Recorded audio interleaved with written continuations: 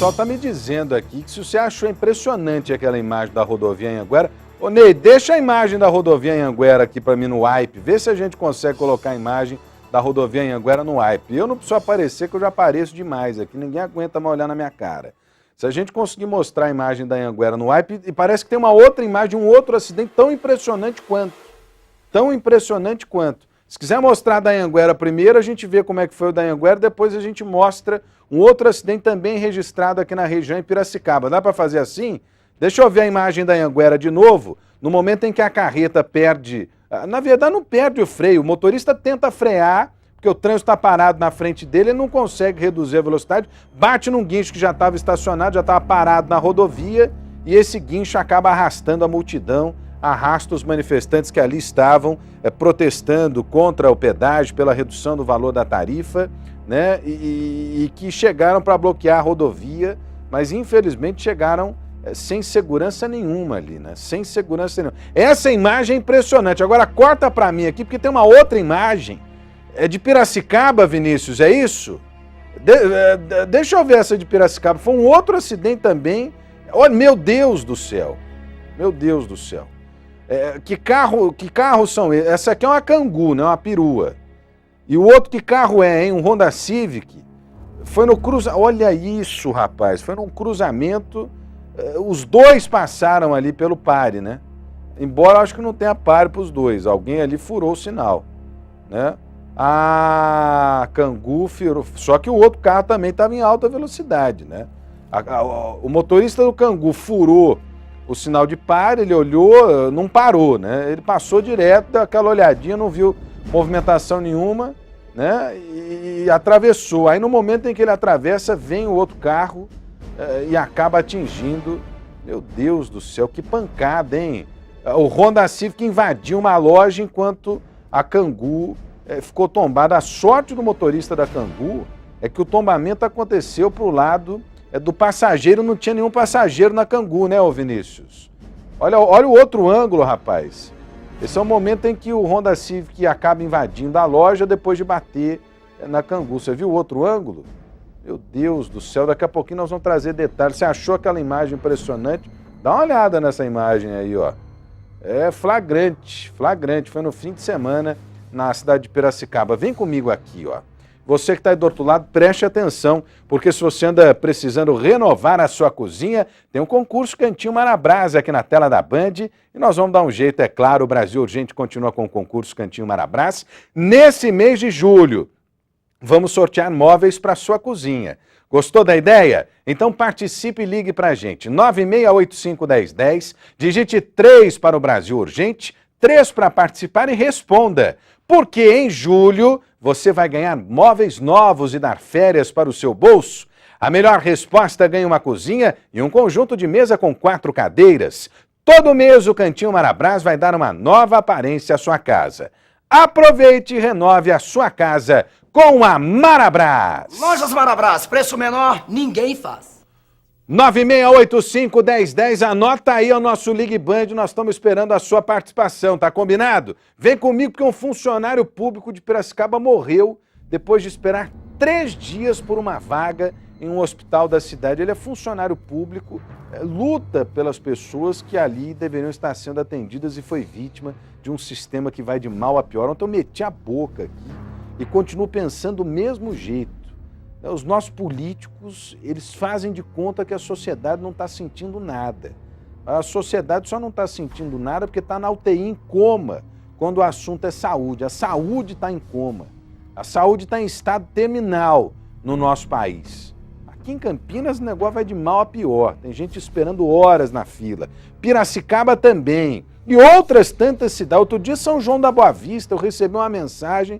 Em São João da Boa Vista a situação era crítica também. Lá em Piracicaba o funcionário passou mal, foi medicado, aí ficou internado em um posto de saúde. No posto de saúde não tem infraestrutura para poder fazer tomografia, avançar nos exames. E, infelizmente ele não resistiu. Alicia Manjavac traz os detalhes para a gente. Deixa eu ver a reportagem aqui, ó. Olho na notícia. Como Como fazia quase todos os dias, seu José Pedro da Silva saiu cedo de casa para ir trabalhar. Funcionário público da Prefeitura de Piracicaba, o borracheiro só voltou para casa depois das 5 horas da tarde. Durante o dia inteiro, ele estava bem, mas à noite, quando foi jantar com a família, começou a se sentir mal.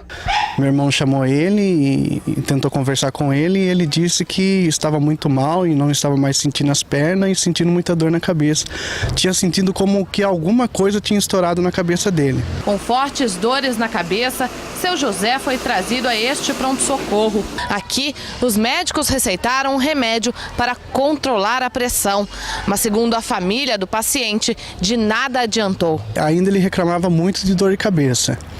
E aí, ele tomando essas medicações, ele dormia e acordava e sempre reclamando de dor de cabeça. Foram feitos exames de sangue e de urina que não constataram nenhum problema com a saúde de seu José. Uma tomografia precisava ser feita, mas no pronto-socorro não era possível. Urgentemente, meu pai precisava fazer a tomografia na cabeça para saber o que realmente tinha acontecido na cabeça dele e também precisava urgentemente de UTI.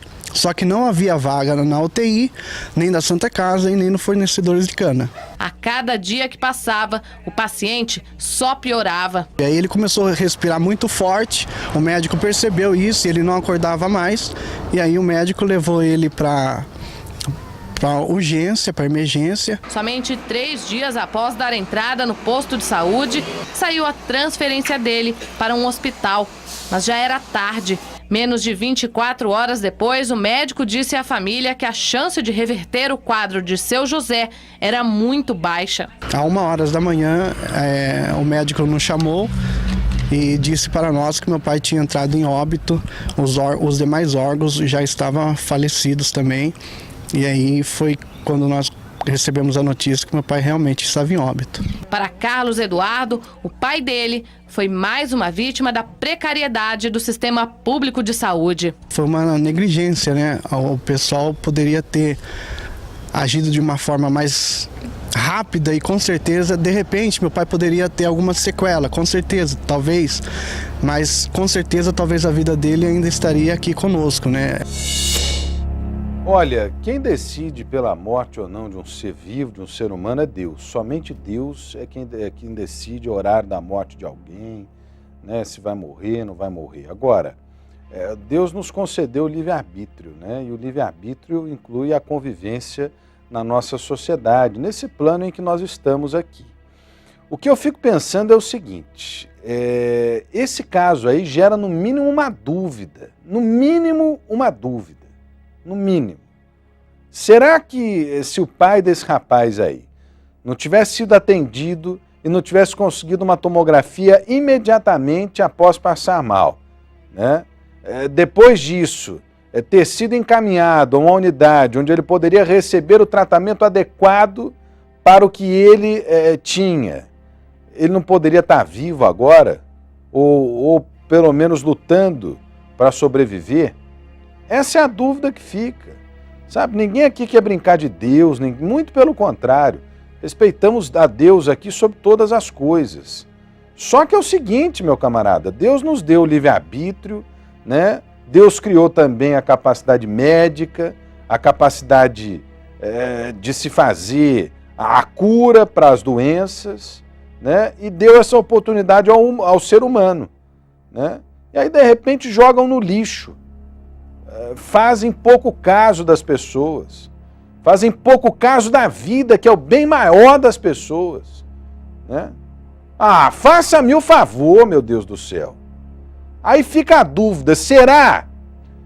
O caso era muito grave, tudo bem, mas e se tivesse sido atendido no começo do problema, tivesse feito a tomografia, tivesse sido encaminhado a um tratamento especializado, será que o pai desse rapaz estaria vivo agora para contar a história para a gente? Com sequela ou não, internado ou não, lutando pela vida ou não? Só Deus tem o direito de tirar a vida de uma pessoa. A incompetência, não. Me perdoe, mas isso aí, para mim, é incompetência. Não dos profissionais, longe disso, mas de quem faz a gestão da saúde no nosso país. E olha, histórias como essa infelizmente, são cada vez mais comuns. A saúde vai de mal a pior. E o político? Do que o político quer saber, Marcão? Claro! O político quer saber se vai ter gente para votar nele no ano que vem, porque ele quer manter o carguinho público dele. E mais do que isso, né, além de ficar na mamata lá, o cara quer saber se ele vai conseguir enfiar os amiguinhos dele lá nos cargos públicos, especialmente nos cargos comissionados, e se o salário dele vai estar garantido no final do mês. Agora, se tem gente morrendo, não tem gente morrendo, aí ninguém tá nem aí, velho. Sabe? Há quanto tempo? Eu sou muito novo ainda, eu tenho de Band aqui 11 anos, mas os meus companheiros aqui, que têm muito mais tempo de labuta do que eu, há quanto tempo a imprensa está denunciando descaso na saúde? Só que chegou num ponto, né? A gente já estava na beira do precipício, agora o precipício já não existe mais, é um buraco e parece que é um buraco sem fundo, meu. Ah, faça-me o favor. Inconformados, os familiares desse funcionário público aí vão procurar a justiça. Também, se a gente for... Olha, a justiça deve ter lá rios e rios de processos contra a saúde pública. Eu acho que tinha que ter um dispositivo na lei que punisse, sabe? O gestor público diante da precariedade da saúde. Você faz um índice lá, de 1 a 10. Se a média não for acima de 7, punição para o gestor público. Queria ver um político, né? Se ele não ia pensar 2 vezes em resolver o problema. Queria ver. Agora, muitos políticos não usam o Sistema Único de Saúde, que é maravilhoso, pelo menos no papel, né? Aí o cara, na verdade, não sabe o que se passa, né? No hospital público, no atendimento público, que atende quem realmente precisa. Deixa eu ver aí a outra reportagem, vai. Olho na notícia. Um funcionário público de 28 anos que serviu ao município e na hora que mais precisou não teve ninguém para ajudar, não teve ninguém para socorrer. O desabafo é de um filho inconformado com a morte precoce do pai. Um sentimento de angústia e dor que só aumenta. Bom pai, de um bom pastor, de uma pessoa simples, de uma pessoa humilde, uma pessoa que sempre tentou ajudar todas as pessoas que chegavam ao seu redor. Uma pessoa que era realmente uma pessoa de Deus. Pai de 3 filhos, aos 57 anos, o borracheiro tinha algumas doenças, mas sempre cuidou bem da saúde para não ter problemas, como lembra Carlos Eduardo. Tomava medicação para controlar a pressão alta, e remédio também para o coração e para diabetes. Mas durante a noite, quando jantava com a família, seu José começou a se sentir mal. Com dores insuportáveis na cabeça, foi trazido a este pronto-socorro. Aqui, tomou remédios, fez exames, mas não melhorou. Depois de ficar 3 dias à espera de uma vaga em um hospital, ele não resistiu e morreu. O filho ainda não consegue acreditar no que aconteceu e pensa em correr atrás de justiça. A todo momento ainda a gente está pensando muito na família ainda, na minha mãe principalmente, que ela precisa de uma ajuda maior agora para conseguir vencer isso, superar isso. E depois a gente vamos pensar nessa possibilidade, porque na verdade foi um erro muito grave e eu acredito que isso não pode continuar acontecendo com ninguém, porque ninguém merece isso. Se de repente tivesse socorrido ele na hora que ele mais precisou, com certeza, de repente poderia ter sequela, mas poderia estar vivo. Olha, eu estou inconformado com essa situação. Eu estou inconformado com essa situação. Ainda que houvesse um histórico de pressão alta, eu sou hipertenso, eu tomo um remédio e consigo conviver com a hipertensão numa boa, sabe? Ainda que houvesse aí uma doença pré-existente, eu insisto aí na tecla de que, infelizmente, a gente perde pessoas nesse Brasil afora, porque essas pessoas não têm acesso à saúde e qualidade. É só isso. Não é qualidade, não é luxo, ninguém está pedindo luxo aqui. É o mínimo de acesso, é o mínimo para salvar a vida de uma pessoa. Tem resposta da Secretaria Municipal de Saúde, é isso? É de Piracicaba? O que disseram, hein, os senhores representantes da Secretaria de Saúde de Piracicaba?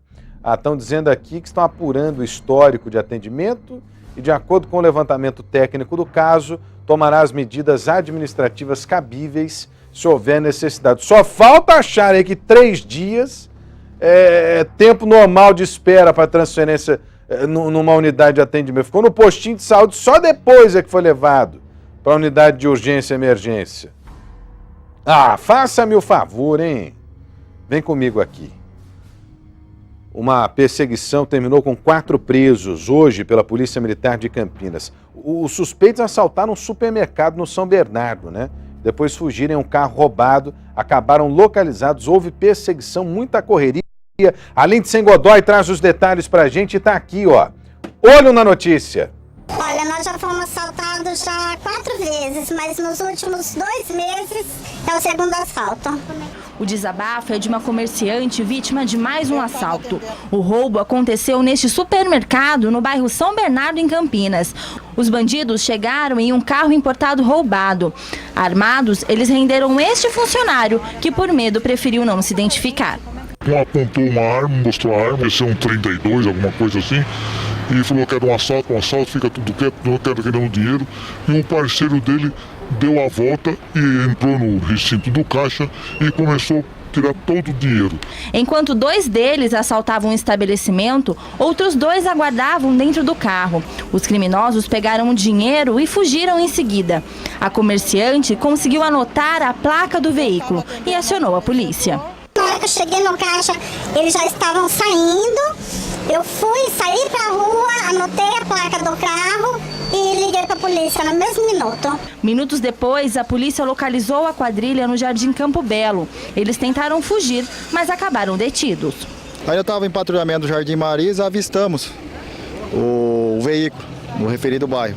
Com o apoio do Águia e outras viaturas, logramos êxito em deter o indivíduo com o veículo. Rodolfo Souza, de 19 anos, Guilherme Batista, de 21, Maxwell Machado, de 26 e Israel Costa Filho, de 24, foram presos em flagrante por receptação e roubo. O carro usado na ação, que havia sido roubado na semana passada, foi apreendido e o dinheiro roubado no supermercado devolvido às vítimas. Você vê o desabafo ali da comerciante, né? 2 roubos nos últimos dias, já são 4 crimes contra esse supermercado. É o tipo de gente que trabalha para poder sustentar criminoso, sustentar bandido. Aliás, no nosso país tem acontecido muito disso, né? O cidadão de bem trabalha e de repente é vítima dos criminosos inescrupulosos, né? Não estão preocupados com absolutamente nada. Ontem o Datena mostrou aqui o bandido colocando a arma na boca de uma criança. Nós estamos repercutindo ainda no Brasil e no mundo a história do menino Brian, que levou um tiro de um criminoso no momento em que a casa dele foi invadida por criminosos porque estava chorando. Tomou um tiro na cabeça porque estava chorando, uma criança de 5 anos. Né? E a gente vive num país em que tem um monte de gente que defende bandido, que acha que bandido é legal, que é bacana ter bandido solto na rua, que bandido tem que ser protegido. E o cidadão de bem? E o cidadão de bem, onde é que fica, meu? Ninguém está dizendo aqui que tem que trucidar ninguém. Mas eu prefiro o cidadão de bem protegido a bandido, sabe? Sendo lá amparar, aí ficam passando a mão na cabeça de bandido enquanto a sociedade dança, enquanto a sociedade morre, enquanto a sociedade, as pessoas de bem ficam presas dentro de casa. Os comerciantes trabalham para sustentar a bandidagem. Meu. O que nós mostramos outro dia? Que foi uma farmácia, Vinícius. Já havia lá na padaria, aquela padaria, 20 vezes a padaria foi invadida por criminosos. 20 vezes!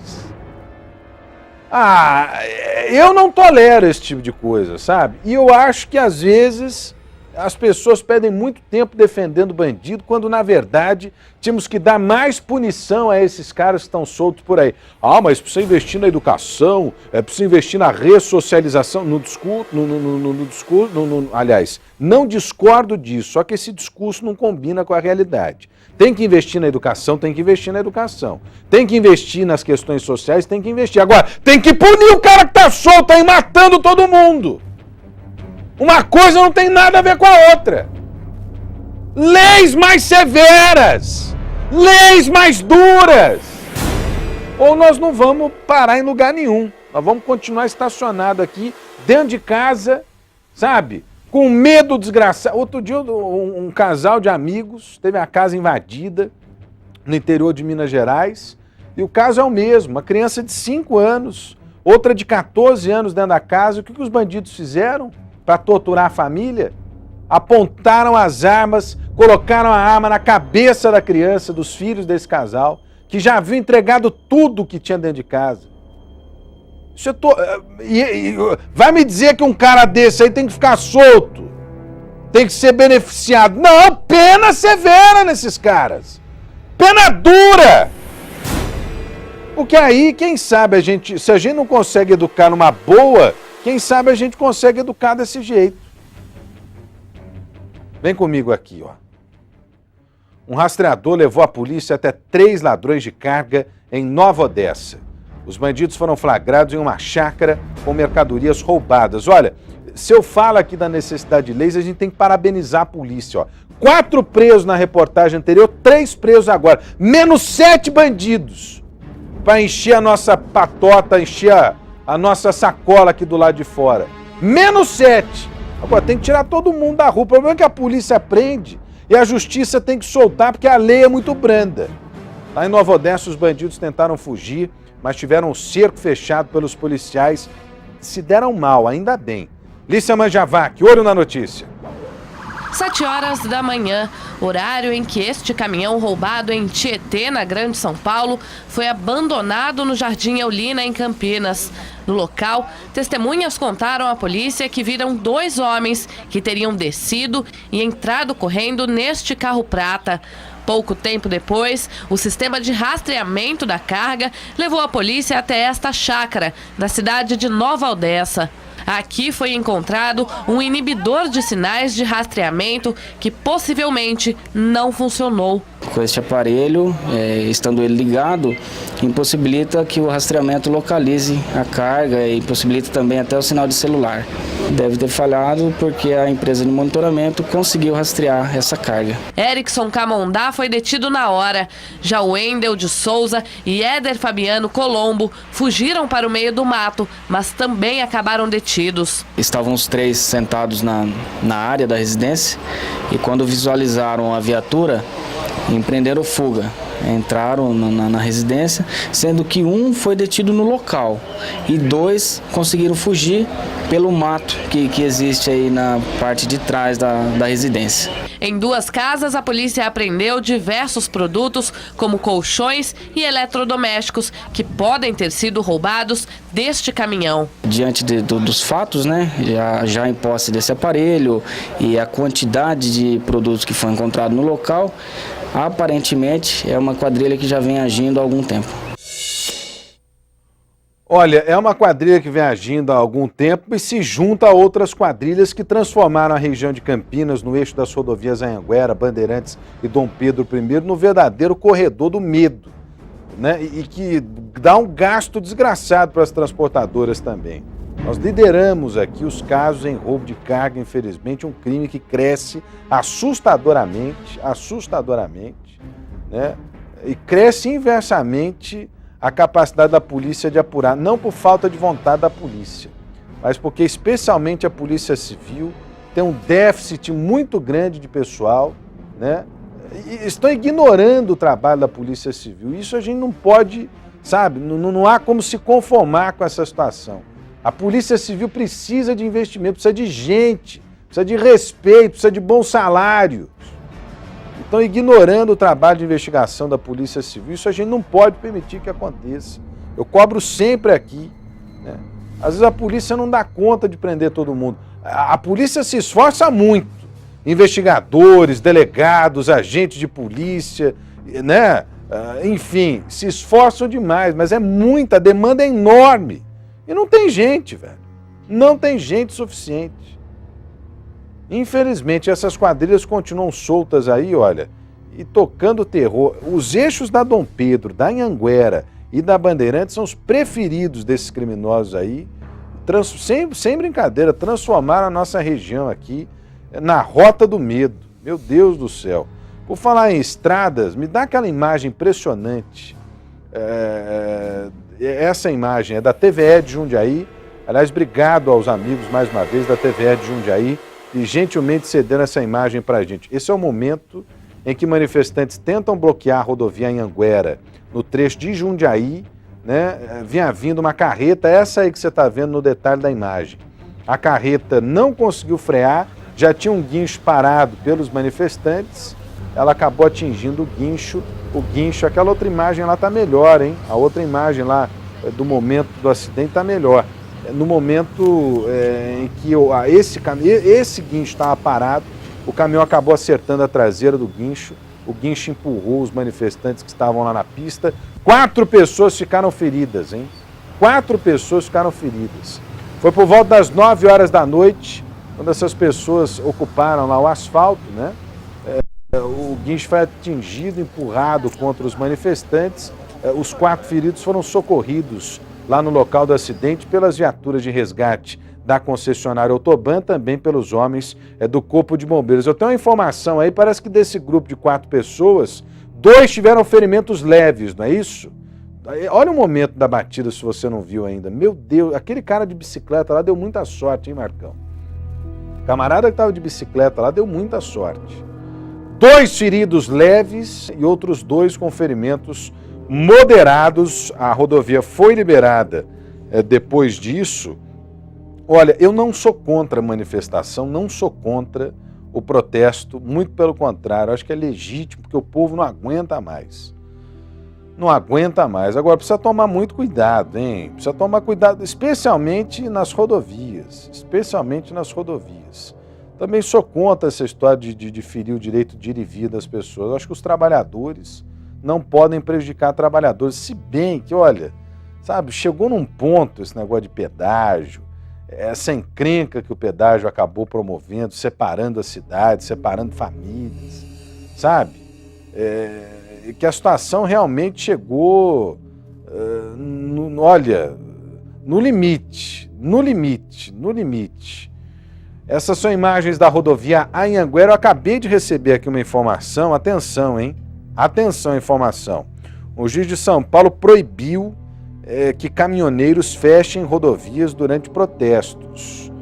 A Justiça de São Paulo, por meio do juiz Randolfo Ferraz de Campos, da 14ª Vara da Fazenda Pública, atendendo a um pedido do governo do estado de São Paulo, impede, por meio de liminar, que durante protestos as rodovias sejam fechadas por caminhoneiros e determinou multa de R$20 mil por hora ou obstrução realizada. Várias estradas já foram bloqueadas, né, como essa aí, a Anhanguera, onde houve esse acidente terrível aí, e que por sorte não virou uma tragédia. Né? Além desse acidente aí, nós tivemos outras manifestações em outras rodovias, algumas dessas manifestações organizadas pelos caminhoneiros. Só não ficou claro aqui nessa liminar, depois eu vou ler direitinho a liminar. Se é só contra os caminhoneiros, porque aí os moradores da região ali podem continuar fazendo manifestação, né? O governador de São Paulo também determinou que a polícia haja para não permitir o fechamento das rodovias. Tem que ter bom senso, gente.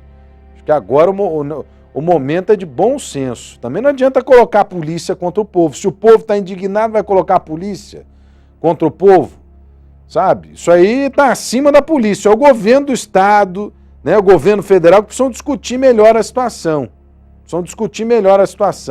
Mais uma vez, a imagem impressionante do momento em que o caminhão atinge o guincho já estava parado, né?